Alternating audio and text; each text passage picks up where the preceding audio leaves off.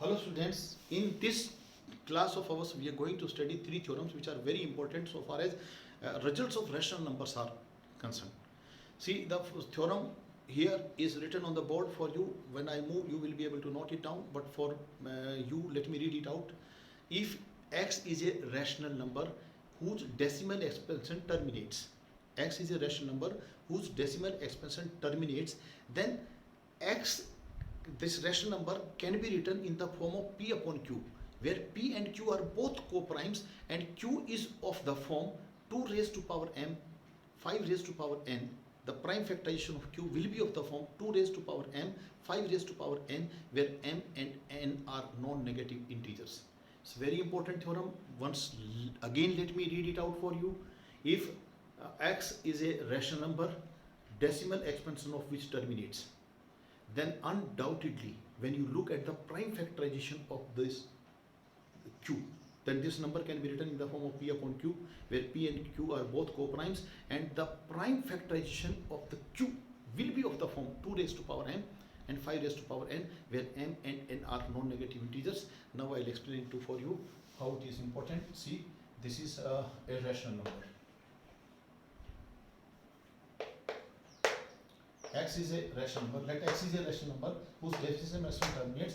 Then x can be written in the form of p upon q, where p and q are both co-prime. This is not important, and co-prime, and the prime factorization of q will be of the form 2 raised to power n 5 raised to power n, where m and n are non-negative integers. Very important it is to note that non-negative integers means 0, 1, 2, 3, not 1, 2, 3. Non-negative integers means 0, 1, 2, 3. Now I will explain it for you.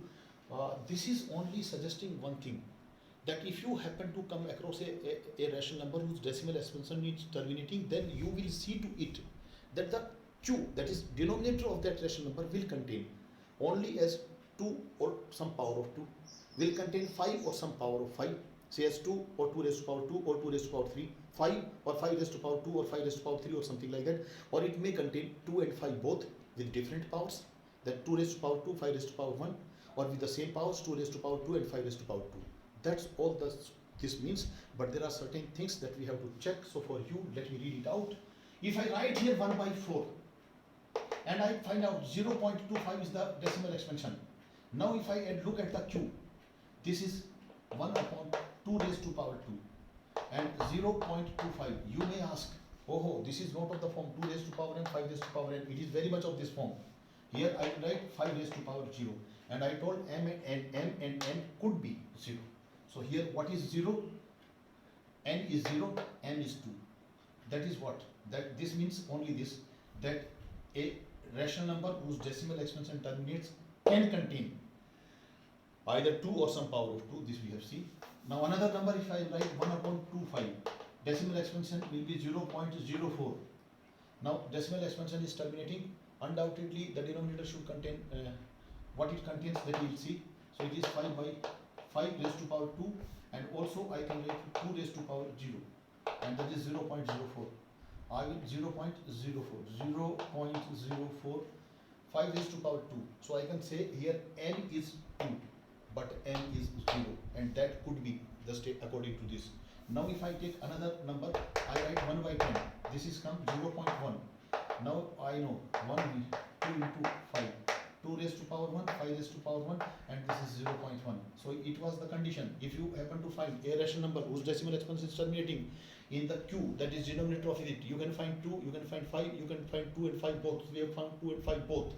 Now if I write 1 upon 20, so this becomes 0.5 and 0.5, and this will contain 2 raised to power 2 and 5 raised to power 1. And the condition of this theorem was, if you find a rational number whose decimal expansion is terminating, here it is terminating, then its q will definitely contain some factor of 2 and 5 as a factor. 5 is raised to power 1 and 2 raised to power 2. So this was the theorem all about. Why I was telling this is very important. See, before you look at the nature of q, that is prime factorization of q, you need to make p and q co-prime. Otherwise this will be confusing. How it will? That is, see, 1 by 4, if you see decimal expansion is 0.25, this can be written as 7 upon 28. See, this I can write as 7 upon 28. This is still 0.25.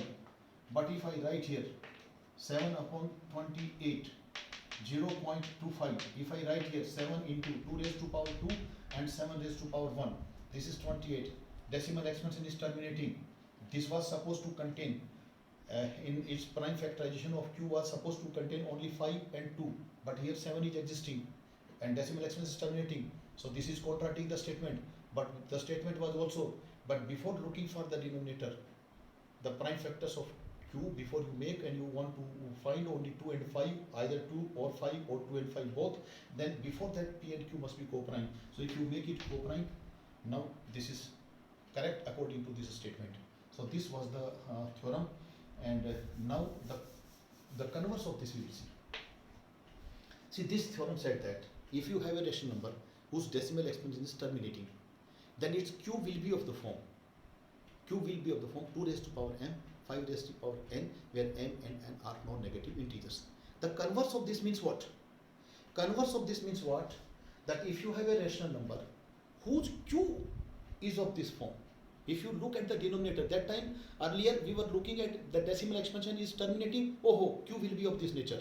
Now if you see first, just by looking at the nature of q, there is a number and you look at the nature of q, that is prime factorization of q, and if the prime factorization of q contains, it is of this nature, that is 2 raised to power m, 5 raised to power n, where m and n are both non-negative integers, which means if the denominator is containing 2 or some power of 2 as a factor, if it is containing 5 or some power of 5 as a factor, if it is containing both 2 and 5 with the same powers, or if it is containing 2 and 5 both with different powers, then undoubtedly decimal expansion of that number will terminate. Here the theorem was telling a rational number is there and decimal expansion is terminating, then q will be of this form 2 raised to power m into 5 raised to power n, where m and n are non-negative integers. Now it is of telling this, that if there is a rational number whose q is of this form, look at the q. This time you need to find it out by looking at the q. Look at the q. Q is of this form, that is 2 contains only 2 as a factor or some power of 2, 5 as a factor, some power of 2, or 2 and 5 both same with same powers, or 2 and 5 with different powers, then decimal expansion of that will undoubtedly terminate.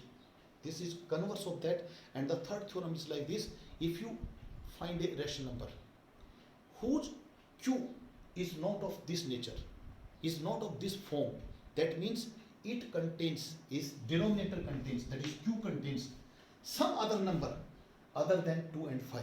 But this again, first make p and q co-prime, and after that still if you find some number other than in the denominator, other than 2 and 5, then decimal expansion of that will be non-terminating but repeating. So these 3 theorems I have concluded in one class, and they are very important so far as results are concerned.